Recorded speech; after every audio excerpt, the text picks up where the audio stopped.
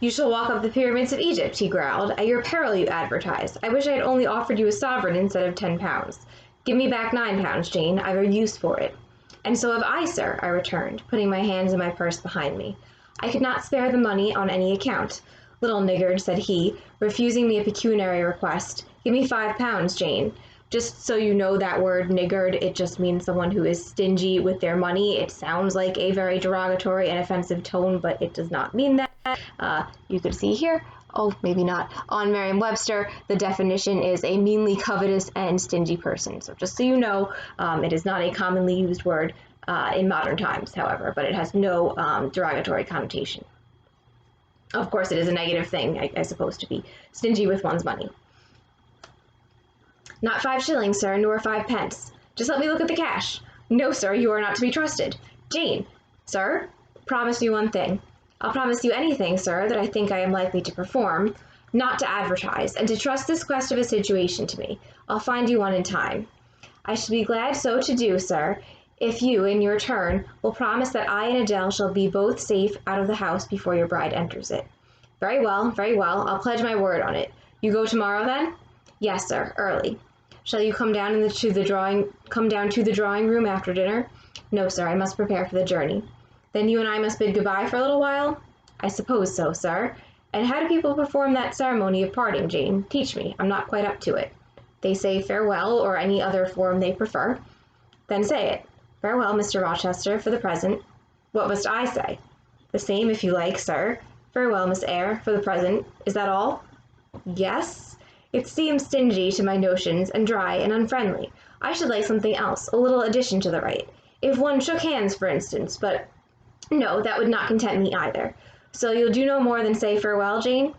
It is enough, sir. As much goodwill may be conveyed in one hearty word as in many. Very likely, but it is blank and cool, farewell. How long is he going to stand with his back against that door? I asked myself. I want to commence my packing. The dinner bell rang, and suddenly away he bolted, without another syllable. I saw him no more during the day, and was off before he had risen in the morning. So there's another weird little exchange. So then he wonders if Jane's going to ask her cousins to advertise for her or anything like that. And then he doesn't want to give her the money because he doesn't want Jane to advertise at all. And Jane says he can't have it back. Good for her. And he makes her promise, though, not to advertise anywhere, says that he'll help her. And then there's this weird exchange about them saying goodbye, and Mr. Rochester says that it's not enough of a goodbye, and Jane just wants to go and get her things ready. So, interesting. I reached the lodge at Gateshead about 5 o'clock in the afternoon of the 1st of May. I stepped in there before going up to the hall. It was very clean and neat. The ornamental windows were hung with little white curtains, the floor was spotless. The grate and fire irons were burnished bright, and the fire burnt clear. Bessie sat on the hearth, nursing her last-born, and Robert and his sister played quietly in a corner. "Bless you, I knew you would come," exclaimed Mrs. Leaven, as I entered. "Yes, Bessie," said I, after I had kissed her, "and I trust I am not too late. How is Mrs. Reed? Alive still, I hope?" "Yes, she is alive, and more sensible and collected than she was. The doctor says she may linger a week or 2 yet, but he hardly thinks she will finally recover." "Has she mentioned me lately?" "She was talking of you only this morning, and wishing you would come, but she is sleeping now, or was 10 minutes ago, when I was up at the house. She generally lies in a kind of lethargy all the afternoon, and wakes up about 6 or 7. Will you rest yourself here an hour, miss, and then I will go up with you?" Robert here entered, and Bessie laid her sleeping child in the cradle and went to welcome him. Afterwards she insisted on my taking off my bonnet and having some tea, for she said I looked pale and tired. I was glad to accept her hospitality, and I submitted to be relieved of my traveling garb just as passively as I used to let her undress me when a child. So Jane gets to Gateshead. She stays with Bessie's husband Robert, for a little bit, just to kind of settle in. Mrs. Reed is pretty seriously sick at this point in the book, so she's doing a lot of sleeping, a lot of resting. She's not always in touch with reality either. So that's just something to keep an eye out for. Old times crowded fast back on me as I watched her bustling about, setting out the tea tray with her best china, cutting bread and butter, toasting a tea cake, and between whiles giving little Robert or Jane an occasional tap or push, just as she used to give me in former days. Bessie had retained her quick temper as well as her light foot and good looks. Tea ready, I was going to approach the table, but she desired me to sit still, quite in her old peremptory tones. I must be served at the fireside, she said, and she placed before me a little round stand with my cup and a plate of toast, absolutely as she used to accommodate me with some privately purloined dainty on a nursery chair, and I smiled and obeyed her, as in bygone days. She wanted to know if I was happy at Thornfield Hall, and what sort of a person the mistress was, and when I told her there was only a master, whether he was a nice gentleman, and if I liked him, I told her he was rather an ugly man, but quite a gentleman, and that he treated me kindly, and I was content. Then I went on to describe to her the gay company that had lately been staying at the house, and to these details Bessie listened with interest. They were precisely of the kind she relished. In such conversation an hour was soon gone. Bessie restored to me my bonnet, etc., and accompanied by her, I quitted the lodge for the hall. It was also accompanied by her that I had, nearly 9 years ago, walked down the path I was now ascending. On a dark, misty, raw morning in January, I had left a hostile roof with a desperate and embittered heart, a sense of outlawry and almost of reprobation, to seek the chilly harborage of Lowood, that borne so far away and unexplored. The same hostile roof now again rose before me. My prospects were doubtful yet, and I had yet an aching heart. I still felt as a wanderer on the face of the earth, but I experienced firmer trust in myself and my own powers, and less withering dread of oppression. The gaping wound of my wrongs, too, was now quite healed, and the flame of resentment extinguished. So Jane's returning to Gateshead, and she hasn't been back there for 9 years. So you may be able to think of a circumstance in your own life where you've returned to a place that you've only known as a child that seems to be a place of the past. And Jane's reflecting as she's walking there how she's different and how she's changed. So she's still not sure of how this visit is going to go. She's still not sure how her life is going to be, but she experienced firmer trust in myself and my own power. So she's trusting herself more, she's more confident, and she has less withering dread of oppression. So she's not afraid of someone controlling her or treating her poorly. The gaping wound of my wrongs, too, is now quite healed, and the flame of resentment extinguished. So the pain that the Reeds have caused her is in the past, and she really no longer resents these people. So it's a very different outlook on life and a very different person who's returning to the same place. "You shall go into the breakfast room first," said Bessie, as she preceded me through the hall. "The young ladies will be there." In another moment I was within that apartment. There was every article of furniture looking just as it did on the morning I was first introduced to Mr. Brocklehurst. The very rug he had stood upon still covered the hearth. Glancing at the bookcases, I thought I could distinguish the 2 volumes of Bewick's British Birds, occupying their old place on the 3rd shelf, and Gulliver's Travels and the Arabian Nights ranged just above. The inanimate objects were not changed, but the living things had altered past recognition. 2 young ladies appeared before me, one very tall, almost as tall as Miss Ingram, very thin too, with a sallow face and severe mien. There was something ascetic in her look, which was augmented by the extreme plainness of a straight-skirted, black, stuff dress, a starched linen collar, hair combed away from the temples, and the nun-like ornament of a string of ebony beads and a crucifix. I felt sure was Eliza, though I could trace little resemblance to her former self in that elongated and colorless visage. So Eliza looks very grim and severe and strict and somber. The other was certainly Georgiana, but not the Georgiana I remembered, the slim and fairy-like girl of 11. This was a full-blown, very plump damsel, fair as waxwork, with handsome and regular features, languishing blue eyes, and ringleted yellow hair. The hue of her dress was black too, but its fashion was so different from her sister's, so much more flowing and becoming, it looked as stylish as the others looked puritanical. So Georgiana still looks very pretty, and their fashion is very different. So they're both wearing black in mourning to show that they're grieving for their brother John, but Georgiana's dress is kind of stylish and fashionable, and then Eliza's is just very severe and plain. In each of the sisters there was one trait of the mother, and only one. The thin and pallid elder daughter had her parents' carignorm eye.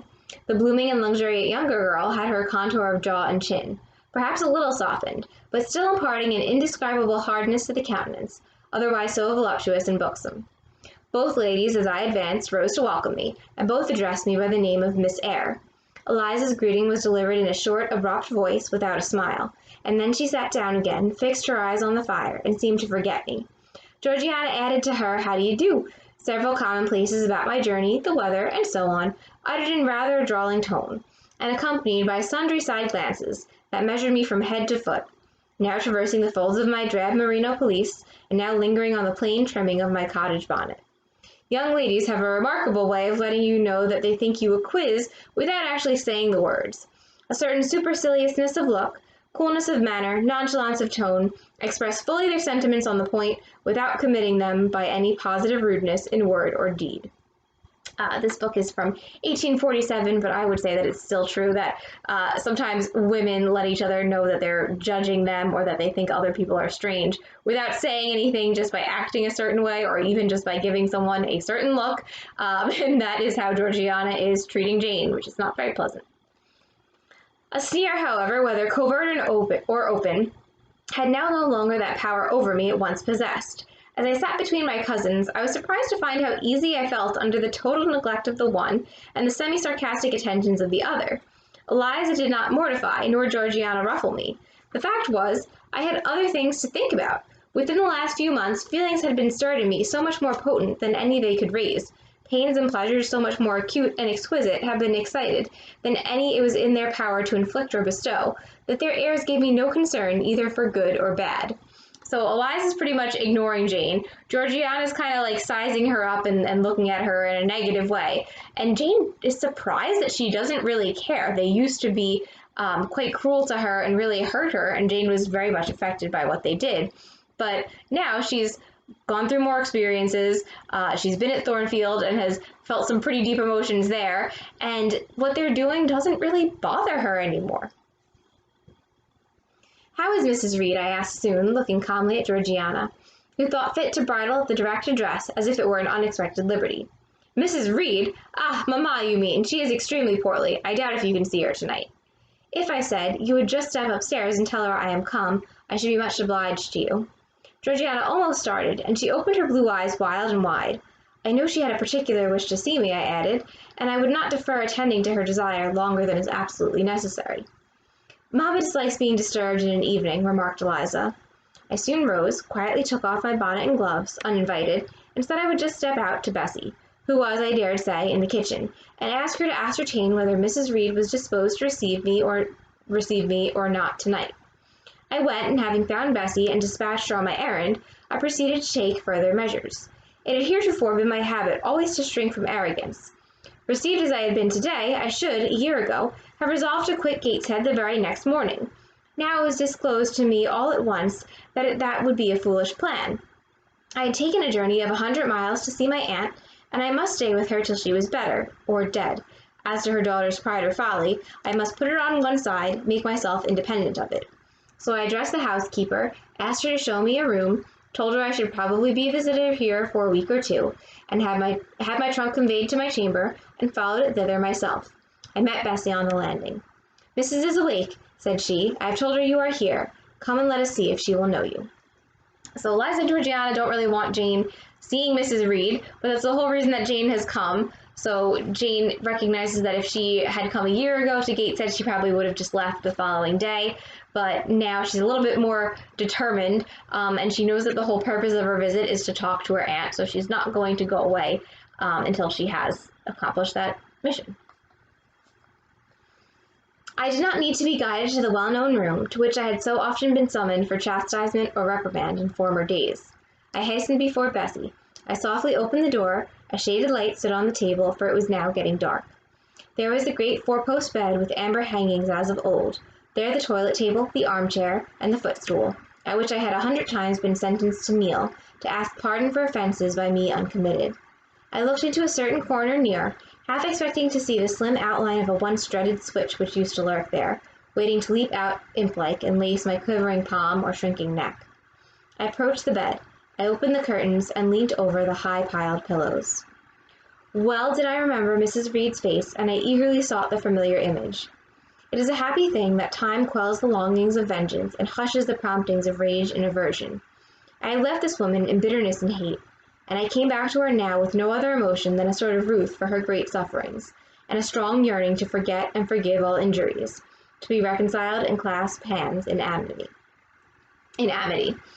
So Jane is returning and she's thinking about some of the past wrongs. She mentions that in this room there used to be a switch, so there was basically a small whip that Mrs. Reed used to use. And instead of thinking about how angry that has made her, she's reflecting on how she just wants to make peace with this woman. So she has a strong yearning to forget and forgive all injuries. So that's a very different Jane than the Jane who started out in the beginning of this book. The well-known face was there, stern, relentless as ever. There was that peculiar eye which nothing could melt, and the somewhat raised, imperious, despotic eyebrow. How often had it lowered on me menace and hate, and how the recollection of childhood's terrors and sorrows I revived as I traced its harsh line now. And yet I stooped down and kissed her. She looked at me. "Is this Jane Eyre?" she said. "Yes, Aunt Reed. How are you, dear aunt?" I had once vowed that I would never call her aunt again. I thought it no sin to forget and break that vow now. My fingers had fastened on her hand which lay outside the sheet. Had she pressed mine kindly, I should at that moment have experienced true pleasure. But unimpressionable natures are not so soon softened, nor are natural antipathies so readily eradicated. Mrs. Reed took her hand away, and turning her face rather from me, she remarked that the night was warm. Again she regarded me so icily, I felt at once that her opinion of me, her feeling towards me, was unchanged and unchangeable. I knew by her stony eye, opaque to tenderness, indissoluble to tears, that she was resolved to consider me bad to the last, because to believe me good would give her no generous pleasure, only a sense of mortification. So Jane calls her Aunt Reed. When she left Gateshead last, she gives a pretty long speech about how she's never going to call her Aunt Reed again, and how she's going to tell everyone she meets that Mrs. Reed mistreated her, treated her horribly. She doesn't do that. When Mr. Rochester asks about it, she doesn't go into a long enumeration of all the awful things that Mrs. Reed or her cousins have done. And here she's not mentioning any of that. She may be remembering and thinking of some of it, but she doesn't feel those feelings of anger. Mrs. Reed is not so changing. She's still treating Jane pretty icily, not really reacting or responding to her. So that's a very different, two very different characters. Jane thinks that there's a possible reason for this, that if Mrs. Reed were to treat her kindly and kind of relent and realize that she's a good person, then that would probably just make Mrs. Reed mortified of what she had done in the past and feel very guilty, which may not be something that Mrs. Reed can come to terms with. I felt pain, and then I felt ire, and then I felt a determination to subdue her, to be her mistress in spite both of her nature and her will. My tears had risen, just as in childhood. I ordered them back to their source. I brought a chair to the bedhead. I sat down and leaned over the pillow. So Jane kind of goes through a little miniature roller coaster of emotions. So first she's hurt, and then she's angry, and then she feels a determination to subdue her. So Jane kind of wants to be the bigger person and to rise above Mrs. Reed's still cruel treatment. "You sent for me," I said, "and I am here, and it is my intention to stay till I see how you get on." "Oh, of course, you've seen my daughters?" "Yes." "Well, you may tell them I wish you to stay till I can talk some things over with you I have on my mind. Tonight it is too late, and I have a difficulty in recalling them. But there's something I wish to say. Let me see." The wandering look and changed utterance told me what wreck had taken place in her once vigorous frame. Turning restlessly, she drew the bedclothes round her. My elbow, resting on a corner of the quilt, fixed it down. She was at once irritated. "Sit up," said she. "Don't annoy me with holding the clothes fast. Are you Jane Eyre?" "I am Jane Eyre." "I have had more trouble with that child than anyone would believe. Such a burden to be left on my hands, and so much annoyance as she caused me, daily and hourly, with her incomprehensible disposition, and her sudden starts of temper, and her continual unnatural watchings of one's movements. I declare she talked to me once like something mad, or like a fiend. No child ever spoke or looked as she did. I was glad to get her away from the house. What did they do with her at Lowood? The fever broke out there, and many of the pupils died. She, however, did not die. But I said she did. I wish she had died." "A strange wish, Mrs. Reed. Why do you hate her so?" "I had a dislike to her mother always, for she was my husband's only sister, and a great favorite with him. He opposed the family's disowning her when she made her low marriage, and when news came of her death he wept like a simpleton. He would send for the baby, though I entreated him rather to put it out to nurse and pay for its maintenance. I hated it the first time I set my eyes on it, a sickly, whining, pining thing. It would wail in its cradle all night long, not screaming heartily like any other child, but whimpering and moaning. Reed pitied it, and he used to nurse it and notice it as if it had been his own. More, indeed, than he ever noticed his own at that age. He would try to make my children friendly to the little beggar, for the darlings could not bear it. And he was angry with them when they showed their dislike. In his last illness, he had it brought continually to his bedside, and but an hour before he died, he bound me by vow to keep the creature. I would as soon have been charged with a pauper brat out of a workhouse, but he was weak, naturally weak. John does not at all resemble his father, and I am glad of it. John is like me and like my brothers. He is quite a Gibson. Oh, I wish he would cease tormenting me with letters for money. I have no more money to give him. We are getting poor. I must send away half the servants and shut up part of the house, or let it off. I can never submit to do that. Yet how are we to get on? 2/3 of my income goes in paying the interest of mortgages. John gambles dreadfully and always loses, poor boy. He is beset by sharpers. John is sunk and degraded. His look is frightful. I feel ashamed for him when I see him. So just remember that Mrs. Reed has had a stroke, and here she's really not in touch with reality. So she's forgotten that John Reed has passed away. She asks if she's talking to Jane Eyre, so she's forgotten that she's talking to Jane. And then after Jane says that she is Jane Eyre, she talks about Jane as if she weren't there and she was speaking to someone else. So although Mrs. Reed is confused, we do find out some more information from her. So we get a confirmation of what we had heard earlier in the book, that Mrs. Reed's husband made her promise that she would take care of Jane. We also see a little bit of jealousy. Mrs. Reed mentions that her husband seemed to treat Jane like Jane more than his own children, so he kind of paid her more attention when she was a young baby than he did to his own children, and that's a source of resentment. Mrs. Reed says that he's weak for being kind to Jane, and she also says that one of the reasons she didn't like Jane was because she cried pitifully instead of nice and heartily like her children did. She was getting much excited. I think I had better leave her now, said I to Bessie, who stood on the other side of the bed. Perhaps you had, miss, but she often talks in this way towards night. In the morning she is calmer. I rose. Stop, exclaimed Mrs. Reed. There's another thing I wish to say. He threatens me. He continually threatens me with his own death or mine, and I dream sometimes that I see him laid out with a great wound in his throat, or with a swollen and blackened face. I am come to a strange pass. I have heavy troubles. What is to be done? How is the money to be had? Bessie now endeavored to persuade her to take a sedative draught. She succeeded with difficulty. Soon after, Mrs. Reed grew more composed, and sank into a dozing state. I then left her. More than 10 days elapsed before I had again any conversation with her. She continued either delirious or lethargic, and the doctor forbade everything which could painfully excite her. Meantime, I got on as well as I could with Georgiana and Eliza. They were very cold indeed, at first. Eliza would sit half the day sewing, reading, or writing, and scarcely utter a word, either to me or her sister. Georgiana would chatter nonsense to her canary bird by the hour, and take no notice of me. But I was determined not to seem at a loss for occupation or amusement. I had brought my drawing materials with me, and they served me for both. Provided with a case of pencils and some sheets of paper, I used to take a seat apart from them, near the window, and busy myself in sketching fancy vignettes, representing any scene that happened momentarily to shape itself in the ever-shifting kaleidoscope of imagination. A glimpse of sea between two rocks, the rising moon, and a ship crossing its disk. A group of reeds and water flags, and a naiad's head, crowned with lotus flowers rising out of them. An elf sitting in a hedge sparrow's nest, or under a wreath of hawthorn bloom. One morning I fell to sketching a face. What sort of a face it was to be I did not care to know. I took a soft black pencil, gave it a broad point, and worked away. Soon I had traced on the paper a broad and prominent forehead, and a square lower outline of visage. That contour gave me pleasure.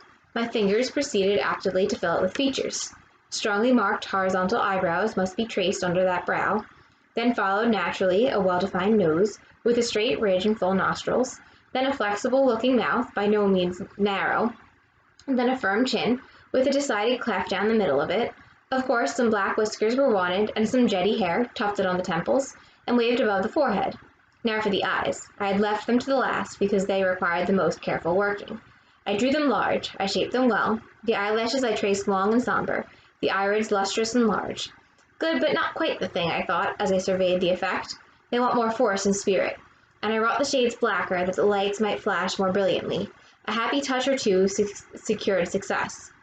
There, I had a friend's face under my gaze, and what did it signify that those young ladies turned their backs on me? I looked at it. I smiled at the speaking likeness. I was absorbed and content. Is that a portrait of someone you know? Asked Eliza, who had approached me unnoticed. I responded that it was merely a fancy head, and I hurried it beneath the other sheets. Of course I lied. It was, in fact, a very faithful representation of Mr. Rochester. But what was that to her, or to anyone but myself? Georgiana also advanced to look. The other drawings pleased her much, but she called that an ugly man. They both seemed surprised at my skill. I offered to sketch their portraits, and each in turn sat for a pencil outline. Then Georgiana produced her album. I promised to contribute a watercolor drawing. This put her at once into good humor. She proposed a walk in the grounds. Before we had been out 2 hours, we were deep in a confidential conversation. She had favored me with a description of the brilliant winter she had spent in London 2 seasons ago, of the admiration she had there excited, the attention she had received, and I even got hints of the tidal conquest she had made. In the course of the afternoon and evening, these hints were enlarged on. Various soft conversations were reported, and sentimental scenes represented. And in short, a volume of a novel of fashionable life was that day improvised by her for my benefit. The communications were renewed from day to day. They always ran on the same theme: herself, her loves, and woes. It was strange she never once adverted either to her mother's illness, or her brother's death, or the present gloomy state of the family prospects. Her mind seemed wholly taken up with reminiscences of past gaiety, and aspirations after dissipations to come. She passed about 5 minutes each day in her mother's sick room, and no more. So Jane starts drawing a face, and oh, shocker, it's Mr. Rochester. They ask if it's anyone she knows, and Jane says, oh no, it's just a head that I thought of, and then hides it under other papers. Georgiana looks at some of Jane's other artwork, and then Georgiana and Jane kind of strike up a conversation. Weirdly, though, it's all about gossip and Georgiana's loves and her misfortunes and things that are going to come that are social engagements. She doesn't mention the fact that her brother has died, or that her mother is seriously ill, or that the family fortune is basically gone. So she is focused very much on these silly, less important issues when there are weightier things going on at home. Eliza still spoke little. She had evidently no time to talk. I never saw a busier person than she seemed to be, yet it was difficult to say what she did, or rather to discover any result of her diligence. She had an alarm to call her up early. I know not how she occupied herself before breakfast, but after that meal she divided her time into regular portions, and each hour had its allotted task. 3 times a day she studied a little book, which I found on inspection was a common prayer book. I asked her once what was the great attraction of that volume, and she said the rubric. 3 hours she gave to stitching, with gold thread, the broider of a square crimson cloth, almost large enough for a carpet. In answer to my inquiries after the use of this article, she informed me that it was a covering for the altar of a new church lately erected near Gateshead. 2 hours she devoted to her diary, 2 to working by herself in the kitchen garden, and 1 to the regulation of her accounts. She seemed to want no company, no conversation. I believe she was happy in her way. This routine sufficed for her. Nothing annoyed her so much as the occurrence of any incident which forced her to vary its clockwork regularity. So Eliza likes to section out her day into chunks of time and do the same tasks with those chunks of time every day. So she's studying a prayer book, she's making a covering for the church altar, she's balancing her accounts, very business-like activities. She told me one evening, when more disposed to be communicative than usual, that John's conduct and the threatened ruin of the family had been a source of profound affliction to her, but she had now, she said, settled her mind and formed her resolution. Her own fortune she had taken care to secure, and when her mother died, and it was wholly improbable, she tranquilly remarked, that she should either recover or linger long, she would execute a long-cherished project, seek a retirement where punctual habits would be permanently secured from disturbance, and place safe barriers between herself and a frivolous world. I asked if Georgiana would accompany her. Of course not. Georgiana and she had nothing in common. They never had. She would not be burdened with her society for any consideration. Georgiana should take her own course, and she, Eliza, would take hers. So, wow. So Eliza says that once her mother dies, and then very matter-of-factly says that her mother is not going to live long. She says once her mother dies, she's going to retire to a place where there's regular habits and routines and schedules set up. Jane asks if Georgiana is going to go with her, and then Eliza says, nope, and I want nothing to do with Georgiana. Georgiana, when not unburdening her heart to me, spent most of her time in lying on the sofa, fretting about the dullness of the house, and wishing over and over again that her Aunt Gibson would send her an invitation up to town. It would be so much better, she said, if I could only get out of the way for a month or two, till all was over. I did not ask what she meant by all being over, but I suppose she referred to the expected decease of her mother, and the gloomy sequel of funeral rites. Eliza generally took no more notice of her sister's indolence and complaints than if no such murmuring, lounging object had been before her. One day, however, as she put away her account book and unfolded her embroidery, she suddenly took her up thus. Georgiana, a more vain and absurd animal than you was certainly never allowed to cumber the earth. You had no right to be born, for you make no use of life.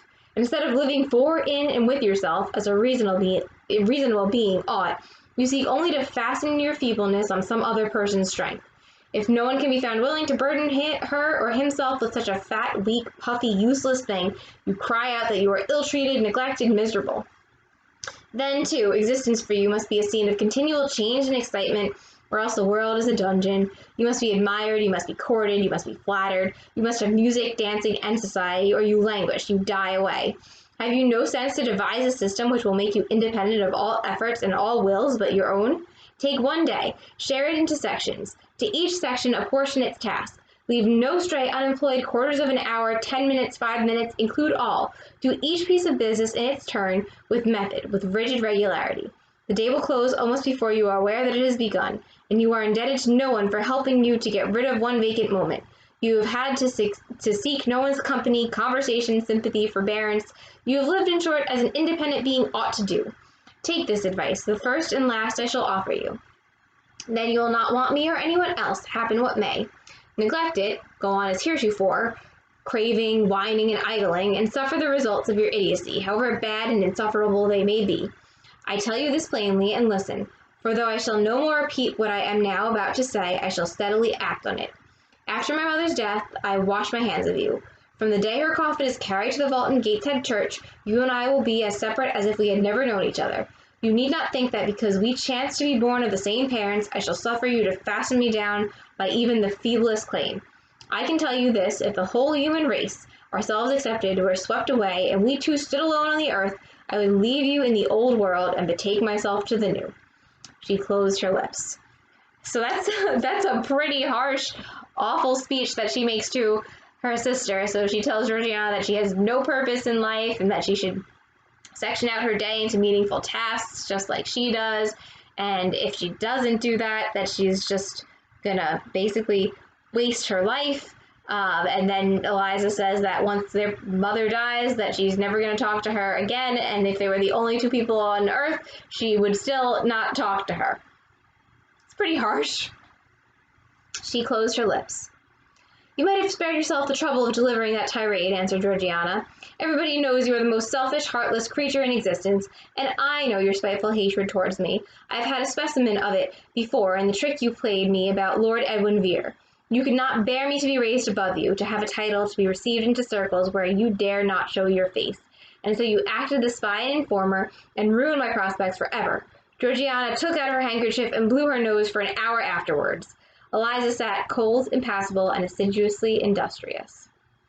If you remember, way back in chapter 10, when Jane is first leaving Lowood and going to Thornfield, Bessie stops in at the inn and tells Jane that she hasn't had an Uncle Eyre come to visit and that John Reed is not doing well and that Georgiana tried to elope with this guy and Eliza basically tattled on her. That is exactly what Georgiana is referring to there. So she's still very mad at Eliza for doing that and tells Eliza that she is selfish and basically gives back a shorter version of Eliza's bitterness and hatred.